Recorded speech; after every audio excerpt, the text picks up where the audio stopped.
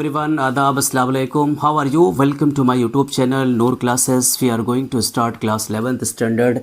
Hydrocarbon को आज हम डिस्कस करेंगे चूँकि बहुत ही ज़्यादा इम्पॉर्टेंट है हाइड्रोकार्बन। और चूँकि आप देखते हैं हमारे आसपास जितनी भी चीज़ें हैं, लिविंग बॉडीज़ हों या नॉन लिविंग बॉडीज़ हों या एयर कंसंट्रेशंस हों या एनवायरनमेंट का अगर हम जिक्र करें, कंपोनेंट्स के बारे में, एयर के कंपोनेंट्स के बारे में जिक्र करें, तो यहाँ पर भी हम देखते हैं कि हमारे इस इन्वायरमेंट में 0.33% का जो है वो कार्बन डाइऑक्साइड होती है। तो कार्बन डाइऑक्साइड होती है, चूँकि हाइड्रोकार्बन तो वो है नहीं, पर कार्बन का क्या है, कार्बन के एक फॉर्म है, वहाँ पर ऑक्सीजन के साथ वो मिलकर क्या बनाती है, कार्बन डाइऑक्साइड बनाती है। तो इसी तरीके से हमारी डेली लाइफ में जो एक इम्पॉर्टेंट रोल प्ले कर रहा है वो क्या कर रहा है, कार्बन कर रहा है।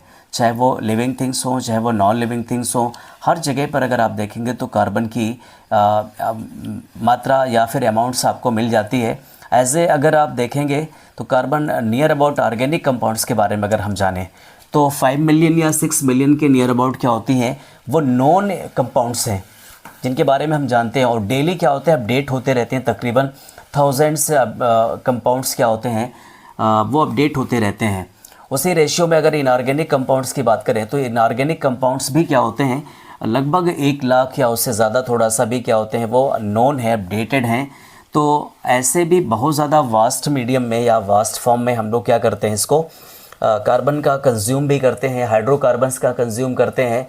एज ए फूड के फॉर्म में हम लोग कर लेते हैं, कार्बोहाइड्रेट को देखते हैं, प्रोटीन है, विटामिनस, जो एलिमेंट्री यानी हमारे लिए जो एसेंशियल रिक्वायरमेंट्स होती है बॉडी की, चाहे वो प्रोटीन्स होती हों, चाहे विटामिन्स होती हों, या फिर इवन अगर आप हार्मोन्स को भी देखेंगे, एंजाइम्स को भी देखेंगे, डाइजेस्टिव एंजाइम को अगर आप देखेंगे तो इन सारी चीज़ों को देखेंगे तो उसमें भी कार्बन के जो सब्स्टिट्यूएंट्स होते हैं वो मिलते हैं। और उसके साथ साथ क्लॉथ्स में, गारमेंट्स में, या फिर और भी देखेंगे तो फिर इंसेक्टिसाइड्स, हर्बिसाइड्स, पेंट्स, या फिर हायर कंसंट्रेशन के अगर हम देखेंगे तो पेंट्स वगैरह का भी यूज़ होता है। ये सब जो आप देख रहे हैं या मिल रहा है हमारे आसपास, चाहे वो प्लांट्स में देखें, तो ये सब क्या है, वो हाइड्रोकार्बन के एक रूप है। और हाइड्रोकार्बन का क्या होता है, जिसमें अगर हम कहें कि its compound only carbon and hydrogen, carbon और हाइड्रोजन के कंपाउंड्स को हम हाइड्रोकार्बन कहते हैं। अब सपोज दैट क्या है, जैसे मान लीजिए प्लांट्स के बारे में हम जानते हैं, एक यूनिक स्टडी हम जब पढ़ रहे थे बचपन में, हम लोग चूँकि अब हिंदी मीडियम की किताबों से पढ़े लिखे, इंग्लिश मीडियम की किताब जब पढ़े वहाँ शुरू किया तो वहाँ ये लिखा था कि इनऑर्गेनिक कंपाउंड से प्लांट्स क्लोरोफिल एंड सनलाइट की प्रेजेंस में क्या करते हैं, फूड का फॉर्मेशन करते हैं। और वो क्या फूड का फॉर्मेशन होता है, वो ऑर्गेनिक कंपाउंड्स होते हैं। क्या होते हैं, ऑर्गेनिक कंपाउंड्स होते हैं। सबसे पहले आपने देखा था बर्जेलियस ने किया था, पोटेशियम साइनेट को किया था, पोटेशियम साइनेट को अमोनियम क्लोराइड के साथ गर्म किया था। अगर मैं रिएक्शन लिखूँ आपके साथ यहाँ पर, पोटेशियम KOCN को इन्होंने किया था अमोनियम क्लोराइड के साथ हीट किया था, गर्म किया, और गर्म करने के बाद क्या बनाया था,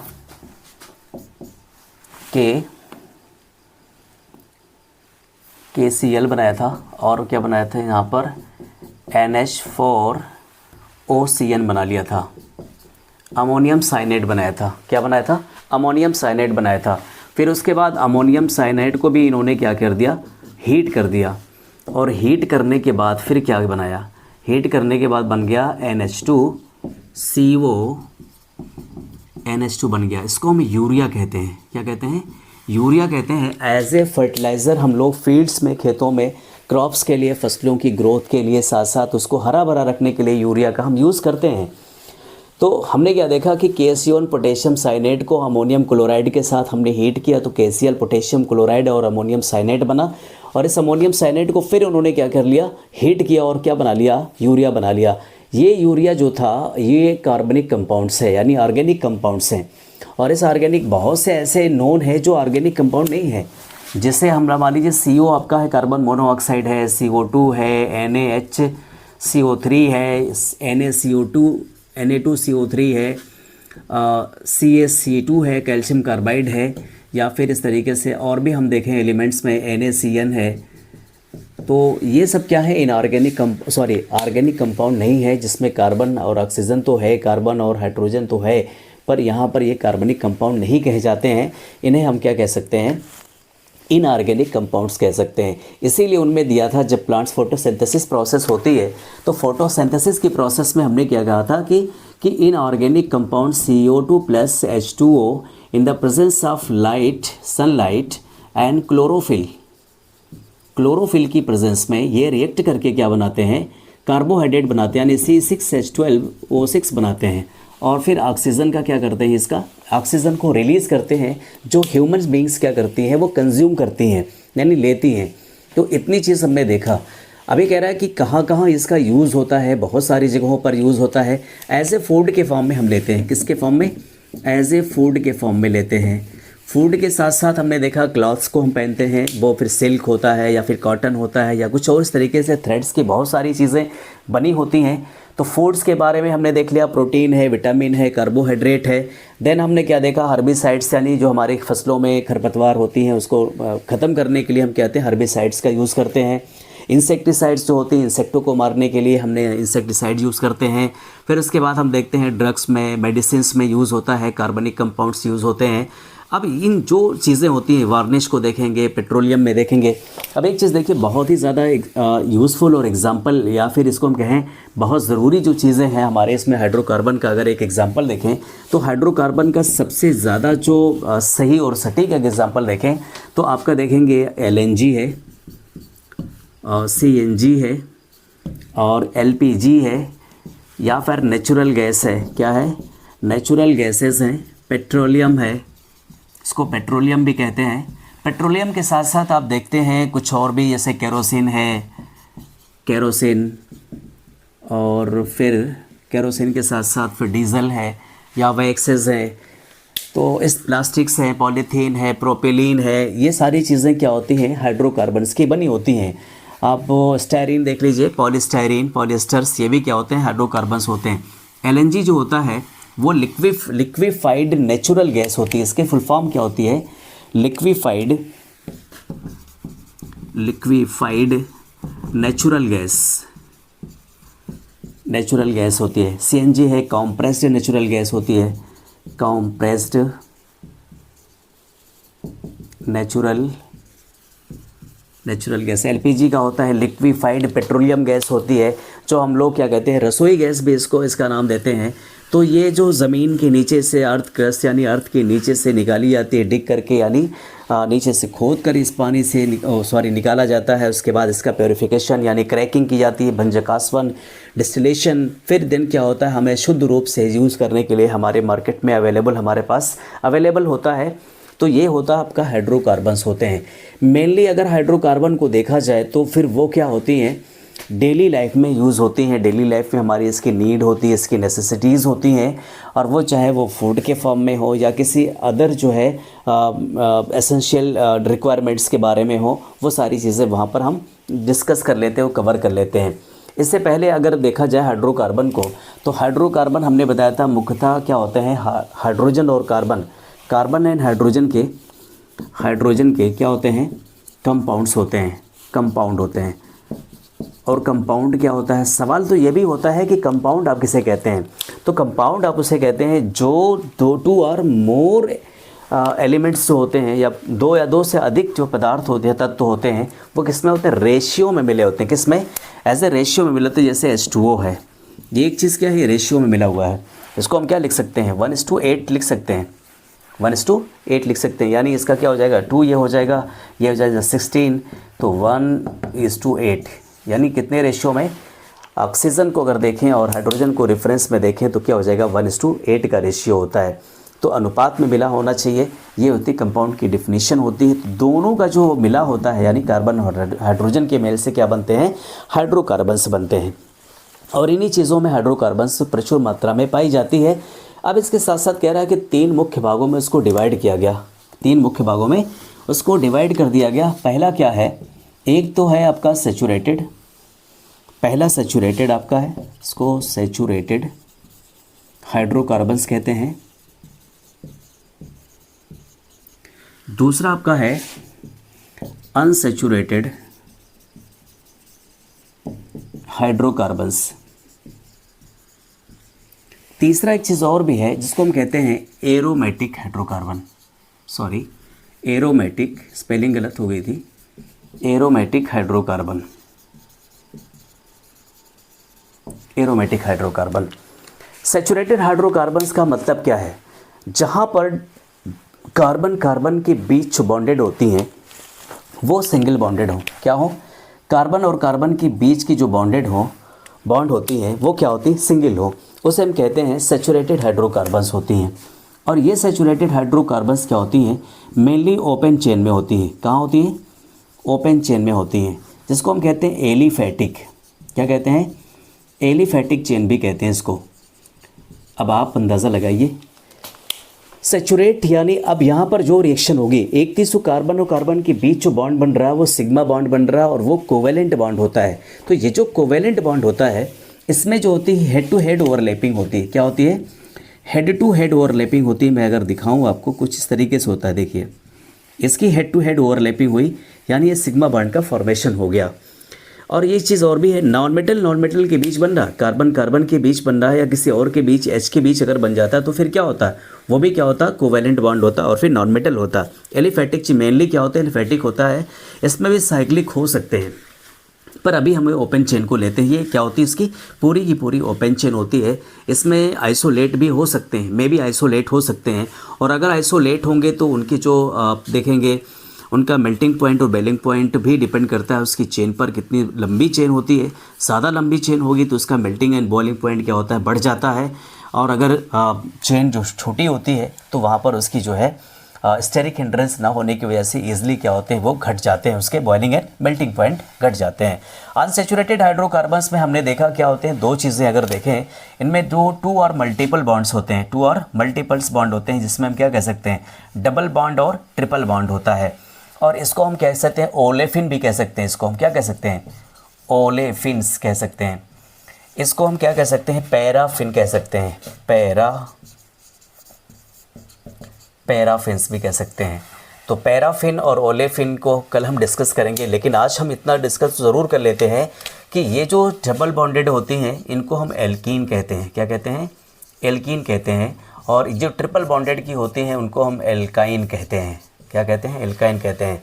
तो दोनों में क्या डिफरेंस है? ये तो है अनसैचुरेटेड। अच्छा, एक चीज़ और भी हमने यहाँ जो है मिस किया हमने, यहाँ पर क्या होता है? सब्स्टिट्यूशन रिएक्शन देते हैं, प्रतिस्थापन अभिक्रिया देते हैं। यानी यहाँ से कोई जाएगा तभी कोई यहाँ पर ऐड हो सकता है, अटैच हो सकता है, अदरवाइज नहीं हो सकता है। यहाँ क्या हो सकता है?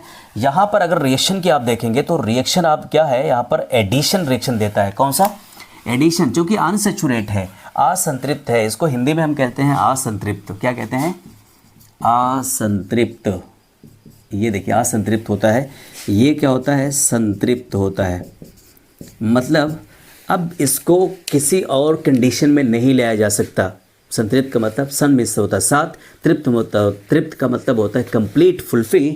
यानी अब इसको किसी की ज़रूरत नहीं है, कोई यहाँ से जाएगा तभी आएगा, इसका घर खाली है नहीं, मेहमान यार यहाँ से कोई आएगा अगर मेहमान तो यहाँ से किसी को जाना पड़ेगा। जैसे मान लीजिए सपोज दैट हमारे घरों में 3 कमरे मान लीजिए है, एक में हमारी फैमिली, हमारे पेरेंट्स रहते हैं, दूसरे में हमारे भाई बहन, तीसरे में कोई और बड़ा वाला रहता है। तो अगर किसी को कोई मेहमान आ गया तो इत्तेफाक ये होता है कहीं बाहर जाना पड़ता है, दूसरे के घर चला गया सोने। तो ऐसी कंडीशन में क्या होता है? यहाँ पर यही है, ये क्या है? सैचुरेट है, यहाँ से जाना पड़ेगा किसी को तभी वो क्या होते हैं? अटैच हो सकते हैं, कोई मेहमान आकर यहाँ स्टे कर सकता है। असंतृप्त में ऐसा नहीं है, उसके पास क्या है? खाली है, आइए, वेलकम एंड मोस्ट वेलकम, अतिथि देवो भव जिसको हम कह सकते हैं। तो यहाँ पर अतिथि देवो भव यानी एडिशन रिएक्शन होती है। क्या होती है? एडिशन रिएक्शन होती है। यहाँ पर जब तक वो पाई बॉन्ड क्या होंगे? सिंगल बॉन्ड में ना कन्वर्ट हो जाएं, जब तक वो सैचुरेट अवस्था में ना आ जाएं, तब तक एडिशन रिएक्शन कंटिन्यूअस होती रहती है। हम लोग हेलो एल्केन हेलो एरिन में क्लोरिनेशन करा रहे थे वहाँ पर, तो क्लोरिनेशन में ये प्रोसेस थी। अगर मैं थोड़ा सा आपको रिकैप करूँ तो ऐसे भी कर सकता हूँ, चूँकि स्टैंडर्ड आपका है, आप जानते हैं क्लास 10th में ये चीज़ है। CH4 है, एल्केन है, यहाँ पर हमने क्या करा? क्लोरिनेशन करा दिया। तो इस क्लोरिनेशन में आप देखेंगे कि CH3 एक H यहाँ से क्या होगा? रिमूव होगा, यानी एक H और यहाँ से एक Cl, तो क्या हो जाएगा? HCl माइनस हुआ, CH3Cl बना मेथिल क्लोराइड। फिर आप क्या करेंगे? Cl2 से रिएक्शन करा दीजिए, एक HCl यहाँ से फिर बाहर जाएगा, बचेगा कि यहाँ पर CH2 और यहाँ पर Cl पहले से एक Cl और लगा दिया, CH2Cl2 हो गया। अब क्या देख रहे हैं? यहाँ पर फिर Cl2 से आप रिएक्शन करा दीजिए, क्या बचेगा यहाँ से, एक HCl बाहर जाएगा तो क्या बनेगा, CHCl3 हो जाएगा। और फिर इसके बाद हम क्या करते हैं, एक रिएक्शन यानी एक बार और कराते हैं, फिर से Cl2 से रिएक्शन कराते हैं, एक HCl फिर बाहर जाएगा तो क्या बनेगा, CCl4 बनेगा। क्या बनेगा, कार्बन टेट्राक्लोराइड बनेगा, या फिर इसको हम कहते हैं टेट्राक्लोरोमेथेन भी कहते हैं इसका नाम। क्या देखा हमने, बात तो वही है। CH4 को आप ऐसे भी लिख सकते थे, HHHH। यहाँ भी इसको हम CCl4 को भी ऐसे लिख सकते हैं, Cl Cl Cl Cl। देखिए क्या फ़र्क है, कोई फ़र्क है नहीं, कोई फ़र्क नहीं, पर क्या है, H, सारे H क्या हो गए, रिमूव हो गए, सारे H रिमूव हो गए। इसको हम कहते हैं सब्स्टिट्यूशन रिएक्शन, प्रतिस्थापन अभिक्रिया। यानी सिंगल बॉन्डेड थे हैं, पर यहाँ से एक किसी को जाना पड़ेगा, एक एक करके सारे लोग चले गए और 4 मेहमान इनके पास आ गए। CCl4 हुआ, टेट्राक्लोरोमेथेन कहते हैं इसको, या फिर आपने देखा होगा फायर एक्सटिंग्विशर में, या फिर इसको हम कहते हैं फायर अग्निशामक यंत्रों में, वो जो इतने बड़े डब्बे होते हैं उसमें भरी हुई होती है, आग बुझाने के काम आती है। खैर यहाँ पर क्या हुआ, हमने देखा कि यह डबल बॉन्डेड होती है जब तक कि सैचुरेट अवस्था में ना पहुँच जाए। इसमें एक सिग्मा बॉन्ड होता है, दूसरा क्या होता है, पाई बॉन्ड होता है। यहाँ पर हम देखेंगे तो यहाँ ट्रिपल बॉन्डेड है, इसको हम एल्काइन कहते हैं। और एल्काइन में क्या होता है, ये चीज़ें फिर यहाँ पर 2 पाई होती हैं, और क्या होती हैं, एक सिग्मा होता है, 2 पाई होती हैं। तो ये भी क्या होते हैं, जब तक कि वो सैचुरेट अवस्था में ना आ जाती हैं तब तक वो क्या होती हैं, एडिशन रिएक्शन शो करती रहती हैं। और इसके बाद है एक एरोमेटिक है, एरोमेटिक कंपाउंड में देखेंगे। अच्छा एक चीज़ और भी अगर हम देख लें, एरोमेटिक के पहले हम देख लें, साइक्लिक होता है। क्या होता है, एक साइक्लिक अगर देखें तो साइक्लिक में क्या होता है, इसका ए हम लिख लेते हैं साइक्लिक। फ्रेम कट तो नहीं रहा, मुझे लग रहा फ्रेम कट रहा है, मैं एक बार चेक कर लूँ।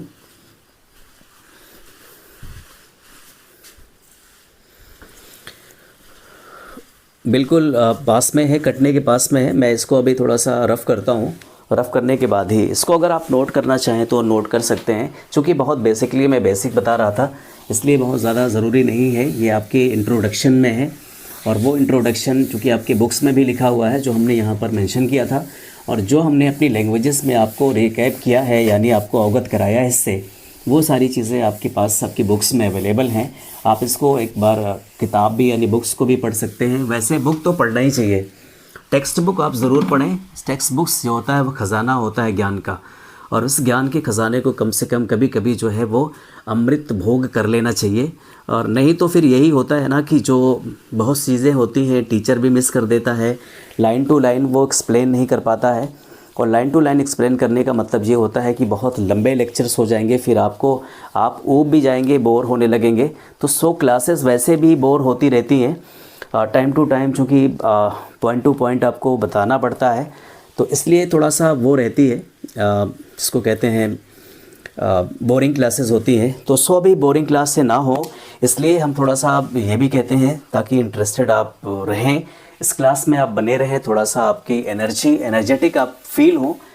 तो चलते हैं हम इसको थोड़ा सा साइक्लिक के बारे में पढ़ते हैं। साइक्लिक क्या होता है, चूँकि साइकिल का मतलब होता है चक्रीय।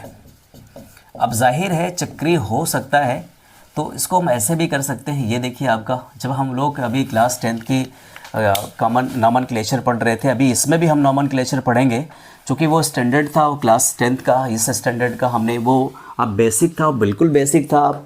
आप 11th वाले भी इसको स्टडी कर सकते हैं, उसको देख सकते हैं, और देखेंगे तो आपको बहुत ही ज़्यादा फ़ायदा होगा उसमें से। चक्री को देखेंगे तो यहाँ पर क्या हो सकता है, यहाँ इसको हम ऐसे भी लिख सकते हैं CH2, और यहाँ पर क्या हो जाएगा CH2। तो इसमें क्या हो जाए, साइकिल है, कोई इसमें सब्स्टिट्यूएंट्स जुड़ा नहीं है, साइकिल है, यानी आपका हो जाएगा साइक्लो। कितने कार्बन है, 3 है। प्रो, कोई बॉन्ड है, डबल बॉन्ड तो है नहीं, सिंगल बॉन्ड है, तो प्रोपेन हो जाएगा। क्या हो जाएगा, साइक्लोप्रोपेन हो जाएगा। इसी तरीके से और भी एग्जांपल्स को अगर आप देखेंगे तो ये आपका क्या हो जाएगा, साइक्लोब्यूटेन हो जाएगा। क्यों साइक्लोब्यूटेन होगा, साइकिल में है। उसके साथ साथ कितने हैं, 1 2 3 4 कार्बन है, तो 4 कार्बन पे आपका क्या होता है, ब्यूट होता है, सिंगल बॉन्डेड सब में है, तो क्या हो जाएगा, साइक्लोब्यूटेन। अगर एक और कर लीजिए आप, तो इसको ऐसे भी कर सकते हैं, या फिर इसको आप ऐसे भी कर सकते हैं। ये 5 हो गया आपका, कितना हो गया, ये 5 हो गया। तो ये साइक्लोहेक्सेन है, 6 कार्बन है यहाँ पर, ये साइक्लोपेंटेन है। तो ये आपकी साइक्लिक है, पर एली साइक्लिक एक होता है। क्या होता है? Eli cyclic. एली साइक्लिक में आपने देखा, हम देखेंगे कि यहाँ पर कोई ना कोई ऐसा फंक्शनल होता है। O हो है, ऑक्सीजन आपका हो गया, S हो गया, सल्फ़र हो गया, उसके साथ साथ आपका नाइट्रोजन अगर ऐड हो गया तो उसकी नेमिंग चेंज आती है, यानी उसमें क्या होता है, अलग सा चेंज हो जाता है। जिसमें आपका हम लिख सकते हैं इस तरीके से, ये देखिएगा, इसको हम कहते हैं ऑक्सीरेन कहते हैं। क्या कहते हैं? ऑक्सीरेन कहते हैं। ठीक, ऐसे भी लिख सकते हैं। ये आपका यहाँ पर N हो जाएगा और ये आपका हो जाएगा, इसको हम पिरिडीन बोलते हैं, पिरिडीन। और पिरिडीन के साथ साथ एक एग्जांपल और भी हम लिखते हैं जिसका नाम आपका है क्विनोलिन। क्विनोलिन, इसको हम कहते हैं क्विनोलिन। जहाँ पर क्या है, यहाँ पर आपका N लग जाता है, इसको क्विनोलिन कहते हैं। ठीक, क्विनोलिन। ये सब अक्सर जो होता है, क्विनोलिन को आप देखेंगे तो वो ड्रग्स में ज़्यादा यूज़ होती हैं, और वो भी मलेरियल ड्रग या कुछ उस तरीके की ड्रग्स में यूज़ होती है क्विनोलिन। तो हमने क्या किया, स्टडी किया, ऑक्सीरेन को एथिलीन ऑक्साइड भी इसको हम कह सकते हैं।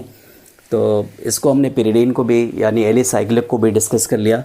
अब इसके बाद जो हम लोग चलेंगे, सीधे चलेंगे हम लोग वहाँ पर हाइड्रोकार्बन्स की जो है क्लासिफिकेशन के। चूँकि हमने क्लासिफिकेशन तो कर ही लिया, saturated hydrocarbon, unsaturated hydrocarbon, aromatics. Aromatics का अगर एग्जांपल देखें, हम लोगों ने एरोमेटिक को नहीं पूछा, भी देखा है। तो एरोमेटिक में आप देखेंगे बेंजीन को ही हम एरोमेटिक लेते हैं, या फिर ऐसे एलिमेंट्स होते हैं। एक तो एरोमा मीन्स होता है स्मेल करने वाला, महकने वाला होता है, जो स्मेल करते हैं। तो बहुत सारे ऐसे एग्जांपल्स हैं, वो दिखने में तो एरोमेटिक लगते हैं पर एरोमेटिक होते नहीं हैं। ठीक, तो एरोमेटिक कंपाउंड्स में जैसे बेंजीन, खासतौर से ये बेंजीन ग्रुप ही कहा जाता है पूरा, इसको हम बेंजीन कहते हैं। तो ये बेंजीन होती है। बेंजीन के साथ साथ और भी बहुत सारे क्या होते हैं, एग्जांपल्स होते हैं। चाहे वो आप एनिलीन को देख लीजिए, एनिलीन अगर आप देखेंगे तो यहाँ पर एनिलीन का फार्मूला कुछ इस तरीके से होता है। ये आपका है एनिलीन, फिनॉल होता है, ये OH होता है, यहाँ पर इसको OH कहते हैं। तो बेंजीन रिंग के साथ हमने कुछ इस तरीके से क्या जोड़े हैं, कुछ फंक्शनल ग्रुप को हमने जोड़ रखा है, एमीन को जोड़ रखा है तो एनिलीन हो गया, और हाइड्रॉक्सिल ग्रुप को हमने जोड़ा है तो ये क्या हो जाएगा, फिनॉल हो जाएगा। तो सो ऑन, इस तरीके से बहुत सारे एग्जांपल्स हैं। हम लोग अब चूँकि हमारा ये बेसिक था 11th क्लास का पहला, और अब हम जो है अगले टर्म पे हमने क्या स्टडी करने हैं, इसकी डीपली स्टडी करनी है, डीपली कवर करने हैं, और भी बहुत सारी चीज़ें, और हाइब्रिडाइजेशन को भी पढ़ना है, साथ साथ उसकी जो है IUPAC नॉमेनक्लेचर को भी डिस्कस करना है। तो आज के लिए बस अब इतना ही। अगर वीडियोस अच्छी लगी हो आपको तो चैनल को सब्सक्राइब करिए, लाइक करिए, शेयर करिए, कमेंट्स ज़रूर करिए। बहुत सारी चीज़ें ऐसी भी होती हैं कभी कभी मिस हो जाती हैं। आप फीडबैक्स आपने बताएं कि आपका फ़ीडबैक क्या है। आपका फ़ीडबैक हमारे लिए बहुत महत्वपूर्ण है, इसलिए कि हम जो कुछ कर रहे होते हैं, हमें लगता है कि हमने बहुत कुछ अच्छा किया है, पर बहुत बार ऐसा भी होता है कि वो चीज़ हमें लगती है, सामने वालों को हमारी कमियां पता चल जाती हैं। और ये बहुत अच्छी चीज़ होती है जब कोई फीडबैक बताता है कि ये आपकी वीकनेस है, इस पे आप जो है वर्क करिए, इस पे मेहनत करिए, एक्सरसाइज करिए। वो खुशी होती है, कम से कम हमारी कमियां लोगों ने जो है कवर किया है, काउंट किया है। मैं अप्रिशिएट करता हूँ ऐसे लोगों को। साथ साथ हम एक चीज़ और भी कहते हैं कि लोगों को भी आप इस चीज़ को शेयर करिए, वीडियोस को, ताकि लोग ज़्यादा से ज़्यादा इससे फ़ायदा हासिल कर सकें। क्योंकि जिस स्टैंडर्ड में हम हैं, जिस स्टैंडर्ड्स में हम स्टडी कर रहे होते हैं, पढ़ रहे होते हैं, उस स्टैंडर्ड में बहुत सारे लोगों की नीड होती है, बहुत सारे लोगों की रिक्वायर्ड होती है कि हमको एक अच्छा कंटेंट्स हमें मिले। बहुत सारे प्लेटफॉर्म हैं, बहुत अच्छे भी प्लेटफॉर्म हैं, ऐसा नहीं है, पर एक इजी मोड्स में या फिर एज ए लैंग्वेजेस के फॉर्म में अगर देखा जाए तो किसकी लैंग्वेजेस बहुत इजी मोड में हमें समझ आती है, या फिर बहुत अच्छा हमें वो टर्म समझ आ जाता है, समझाने का एक अपना जो स्ट्रेटजी होती है टीचर्स की, तो वहाँ से भी इस चीज़ को काउंटेबल होती है। बहरहाल इन सारी चीज़ों को ध्यान में रखते हुए हमारे चैनल को सब्सक्राइब करिए, लाइक करिए, शेयर करिए, और बेल आइकन को भी ज़रूर प्रेस करिए ताकि आपको प्रॉपर्ली नोटिफिकेशन मिलती रहे। नूर क्लासेस के साथ बने रहने के लिए आपका शुक्रिया। Thanks for watching Noor classes.